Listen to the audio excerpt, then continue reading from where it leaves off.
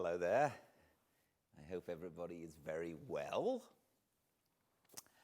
I went for another walk today, but it got back a bit earlier today, so I'm not quite so racing to get ready. I hope everyone's having a good time. My name is Gildart. I have been doing these fireside readings.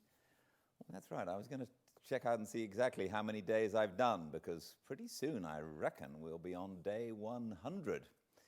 And that's something that we probably should celebrate.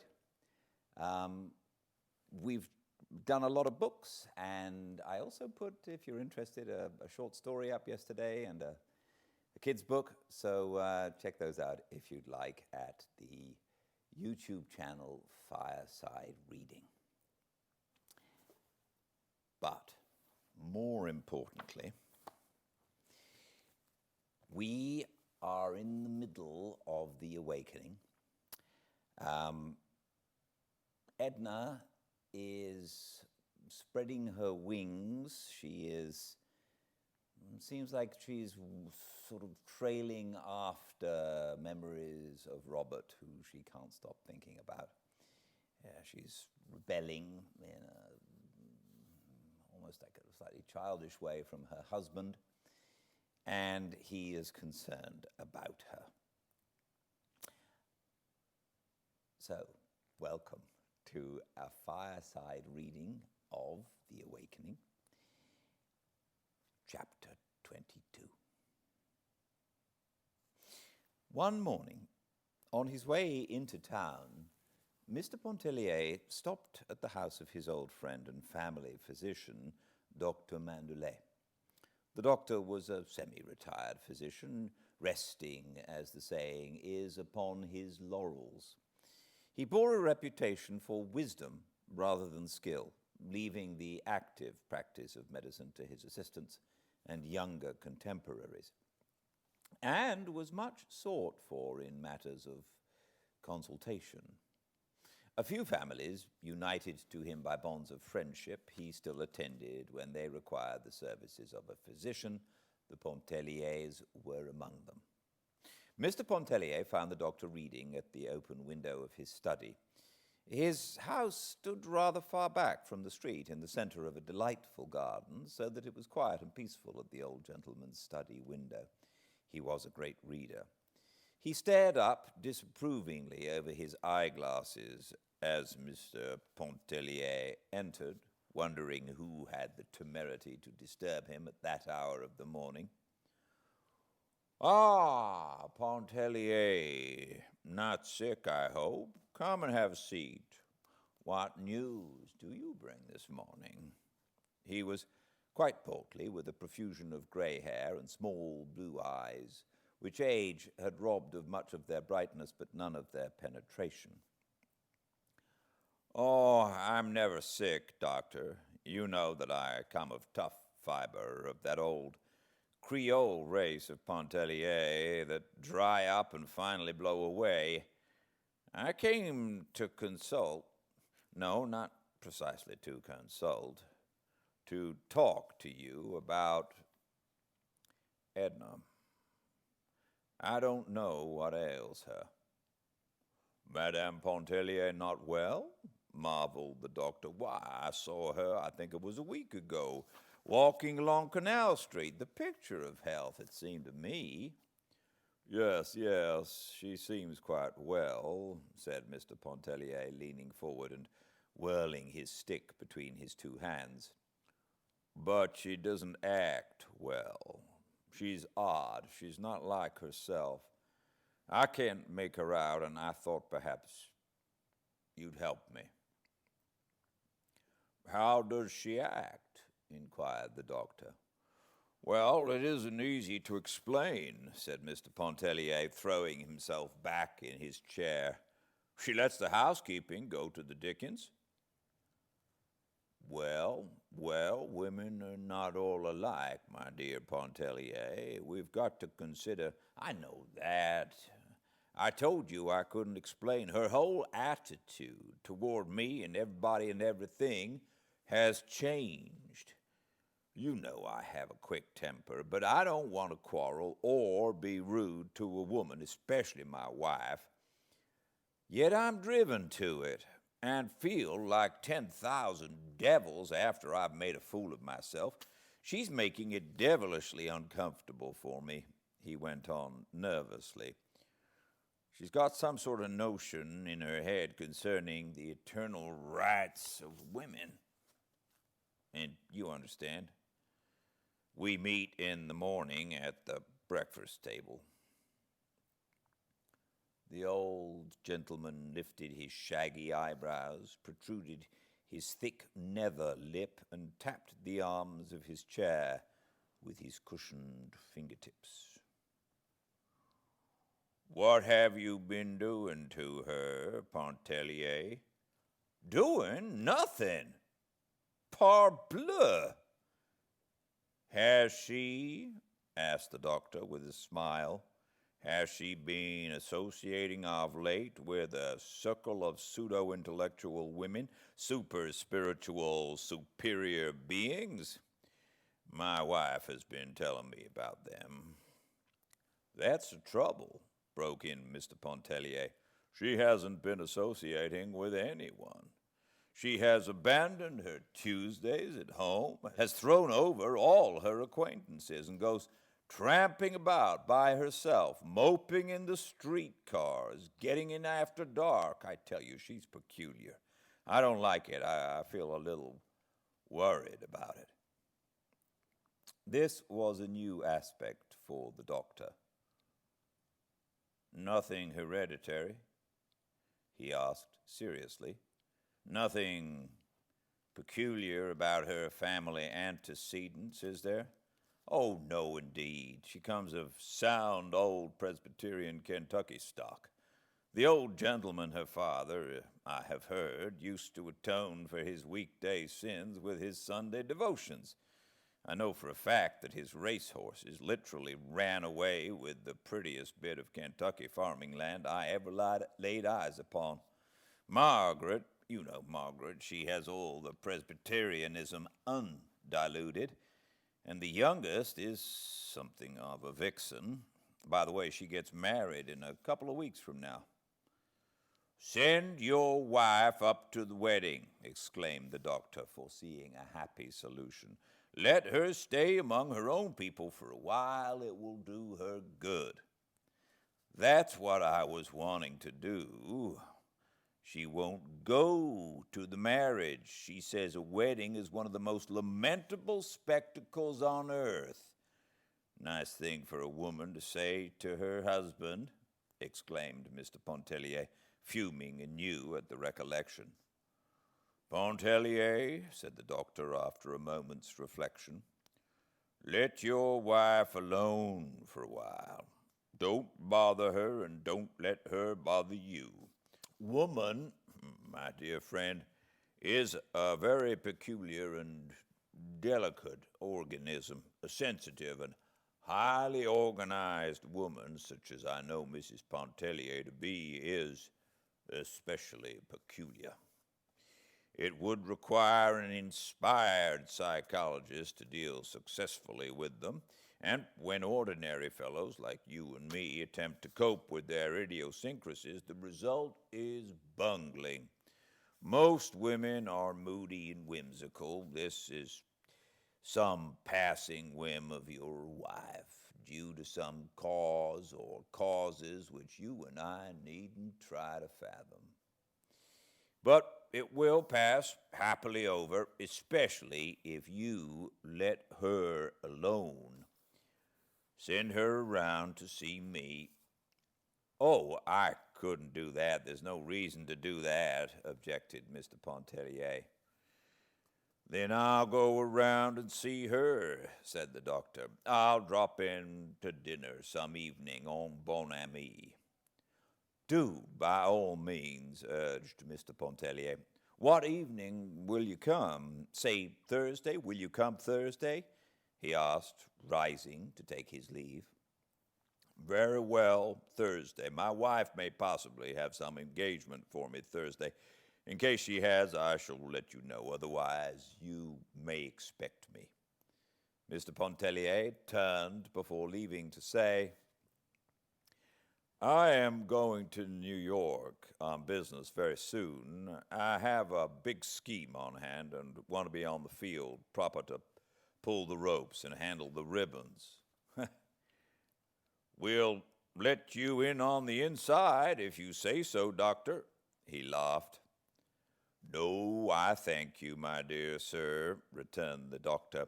I leave such ventures to you younger men with the fever of life still in your blood.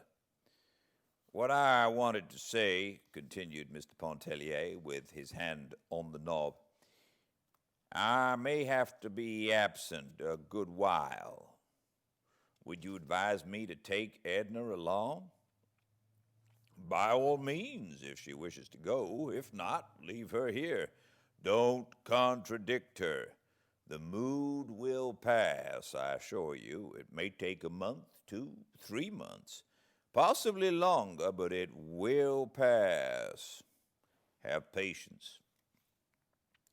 Well, goodbye. À jeudi, said Mr. Pontellier as he let himself out. The doctor would have liked, during the course of conversation, to ask, Is there any man in the case? But he knew his Creole too well to make such a blunder as that. He did not resume his book immediately, but sat for a while, meditatively looking out into the garden. 23. Edna's father was in the city and had been with them several days. She was not very warmly or deeply attached to him, but they had certain tastes in common, and when together they were companionable. His coming was in a nature of a welcome disturbance. It seemed to furnish a new direction for her emotions. He had come to purchase a wedding gift for his daughter Janet, and an outfit for himself in which he might make a creditable appearance at her marriage. Mr. Pontellier had selected the bridal gift, as everyone immediately connected with him always deferred to his taste in such matters, and his suggestions on the questions of dress, which too often assumes the nature of a problem, were of inestimable value to his father-in-law. But for the past few days, the old gentleman had been upon Edna's hands, and in his society she was becoming acquainted with a new set of sensations. He had been a colonel in the Confederate Army and still maintained, with the title, the military bearing which had always accompanied it. His hair and moustache were white and silky, emphasizing the rugged bronze of his face. He was tall and thin, and wore his coats padded, which gave a fictitious breadth and depth to his shoulders and chest.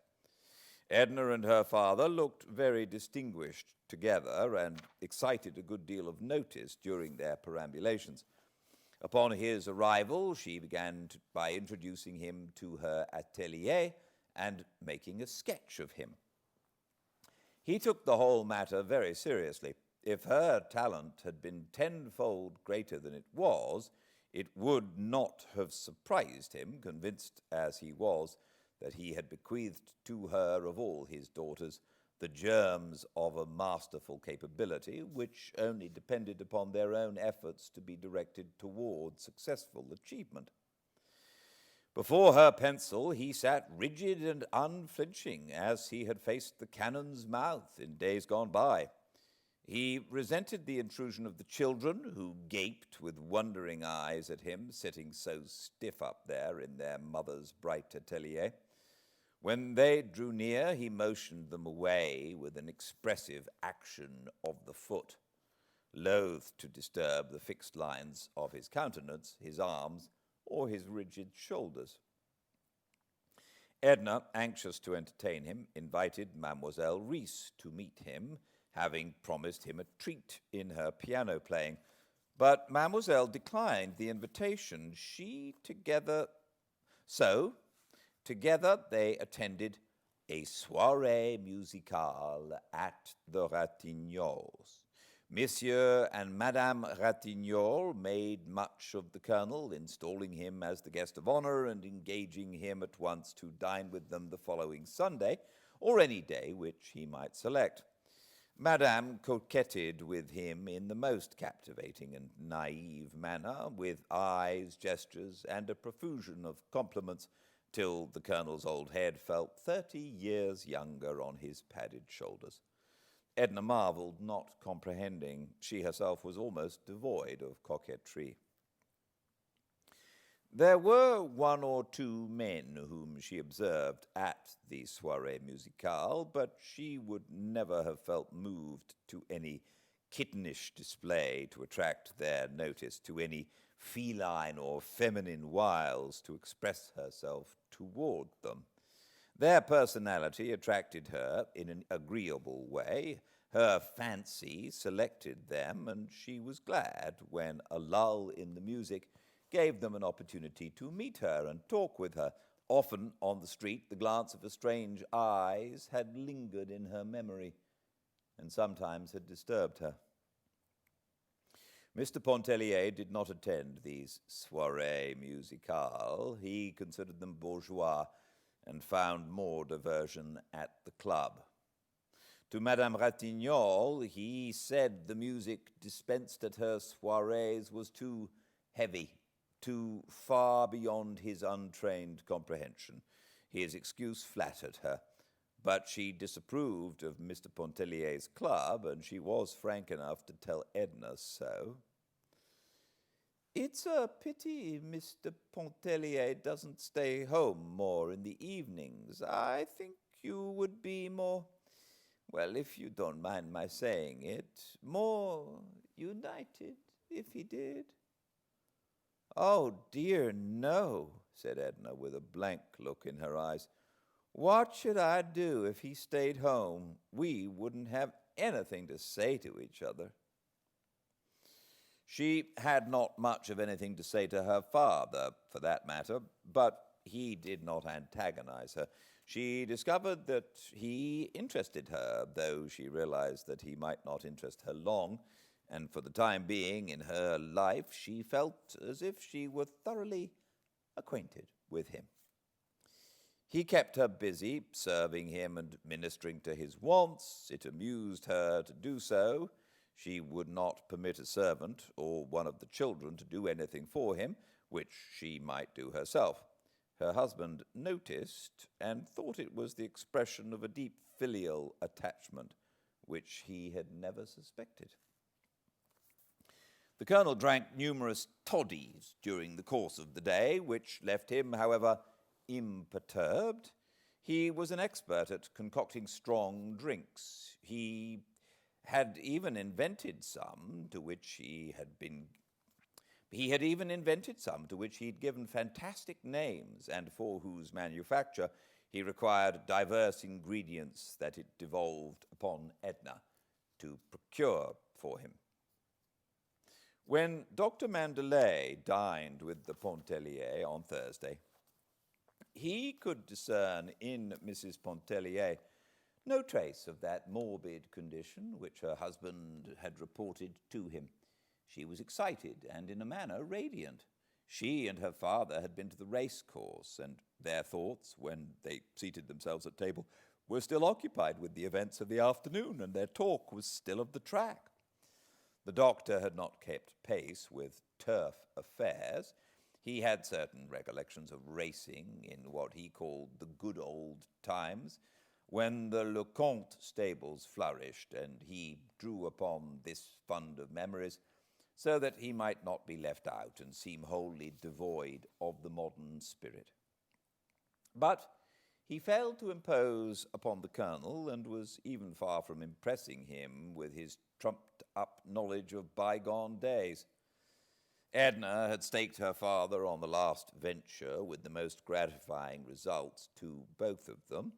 Besides, they had met some very charming people, according to the colonel's impressions, Mrs. Mortimer Merriman and Mrs. James Highcamp, who were there with Alcée Arobin, who had joined them and had enlivened the hours in a fashion that warmed him to think of.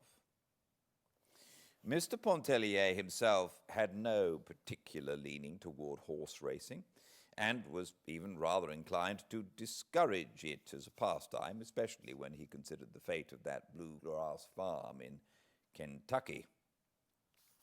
He endeavored, in a general way, to express a particular disapproval, and only succeeded in arousing the ire and opposition of his father-in-law.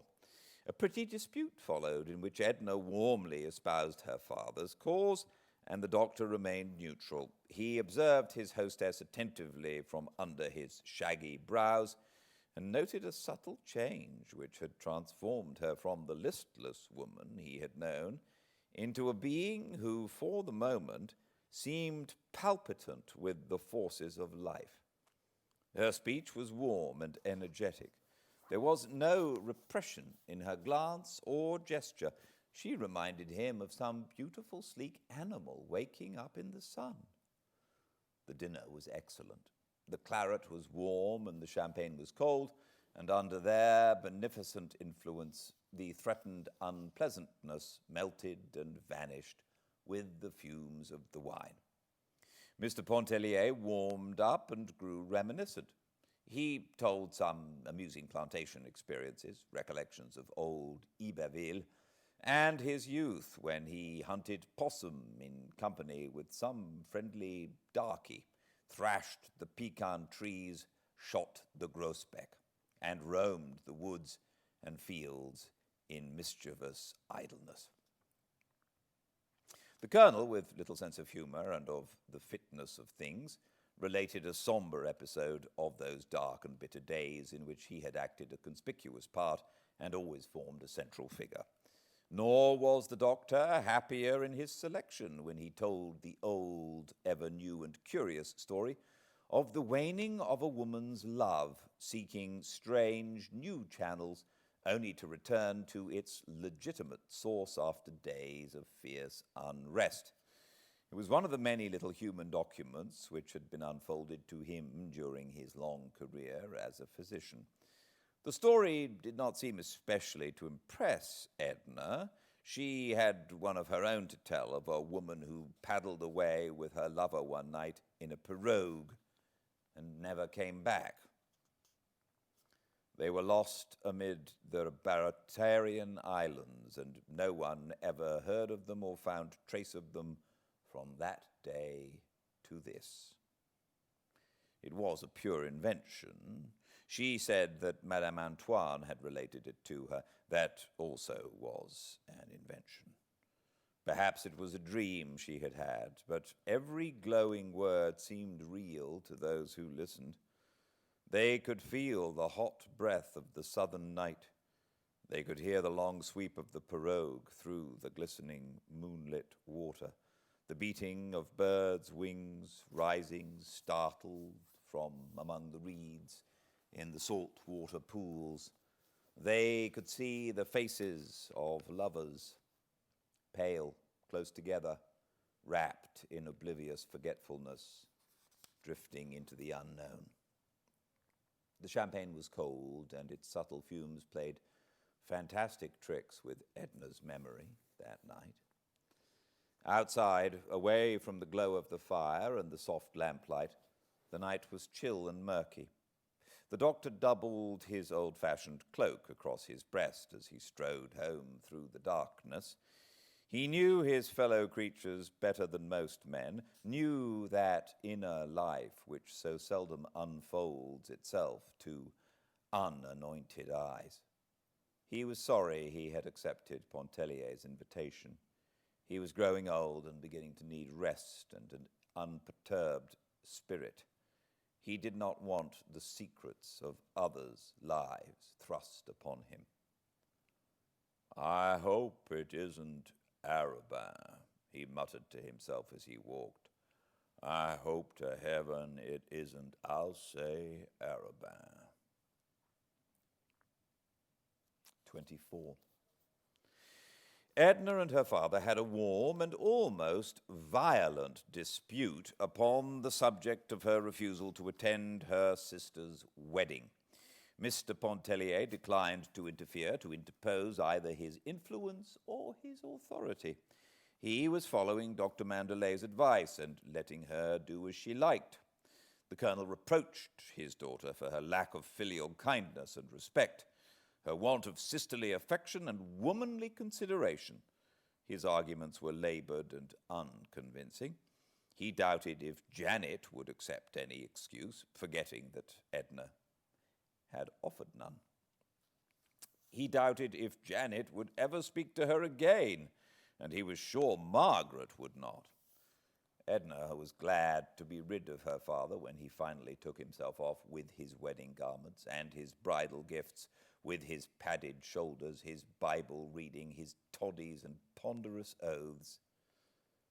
Mr. Pontellier followed him closely. He meant to stop at the wedding on his way to New York and endeavor, by every means which money and love could devise, to atone somewhat for Edna's incomprehensible action. "You are far too lenient by far, Léonce," asserted the colonel. "Authority, coercion are what is needed. Put your foot down, good and hard.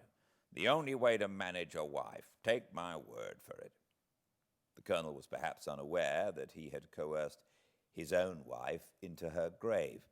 Mr. Pontellier had a vague suspicion of it, which he thought it needless to mention at that late day. Edna was not so consciously gratified at her husband's leaving home as she had been over the departure of her father. As the day approached when he was to leave her for a comparatively long stay, she grew melting and affectionate, remembering his many acts of consideration and his repeated expressions of an ardent attachment. She was solicitous about his health and his welfare. She bustled around, looking after his clothing, thinking about heavy underwear, quite as Madame Ratignolle would have done under similar circumstances. She cried when he went away, calling him her dear, good friend, and she was quite certain she would grow lonely before very long and go to join him in New York. But after all, a radiant peace settled upon her when she at last found herself alone.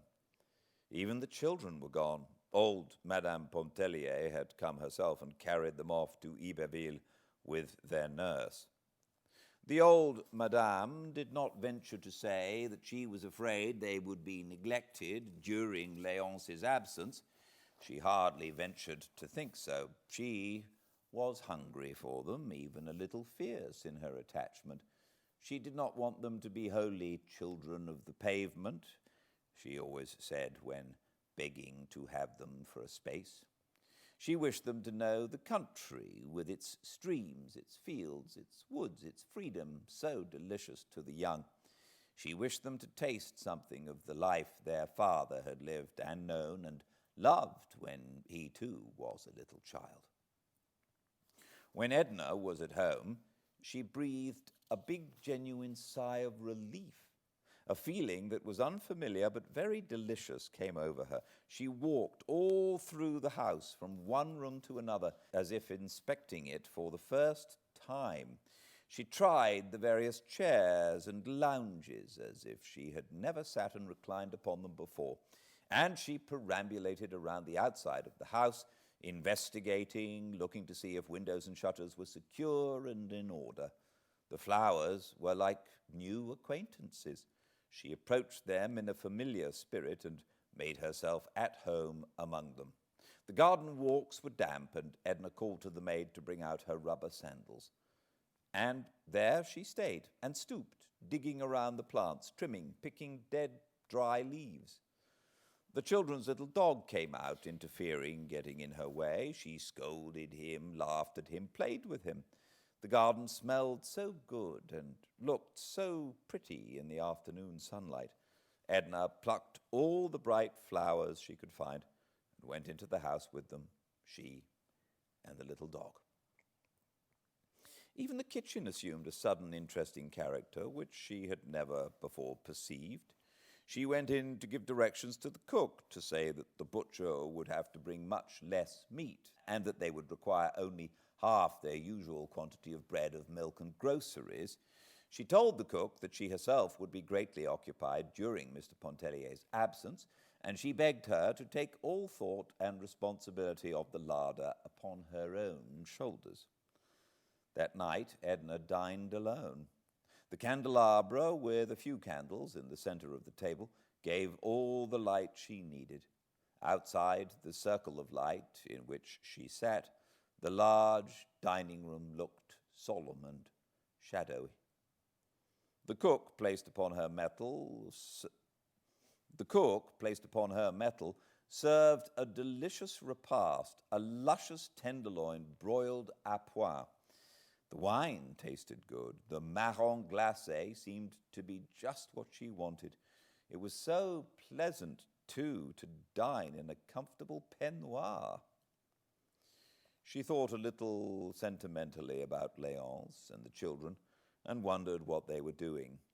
As she gave a dainty scrap or two to the doggy, she talked intimately to him about Etienne and Raoul. He was beside himself with astonishment and delight over their companionable advances, and showed his appreciation by his little quick, snappy barks and a lively agitation. Then Edna sat in the library after dinner and read Emerson until she grew sleepy. She realized that she had neglected her reading and determined to start anew upon a course of improving studies, now that her time was completely her own to do with as she liked. After a refreshing bath, Edna went to bed, and as she snuggled comfortably beneath the eiderdown, a sense of restfulness invaded her, such as she had not known before.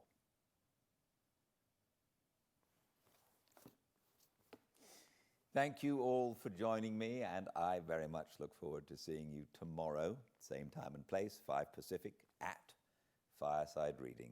Until then, please be very well. Good night.